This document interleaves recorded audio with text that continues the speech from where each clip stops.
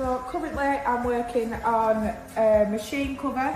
It has had 2 gels. First gel, let it go off. Second gel, let it go off. Here I've got GRP resin. I mix my catalyst and start to laminate.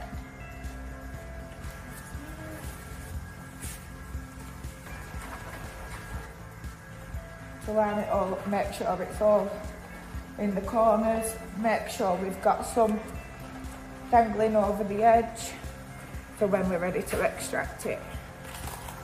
You don't really want too many overlaps, so we'll just tear the corners so it all fits in nicely. And then you go over the top again with your resin. Make sure it's all properly nice and wet out.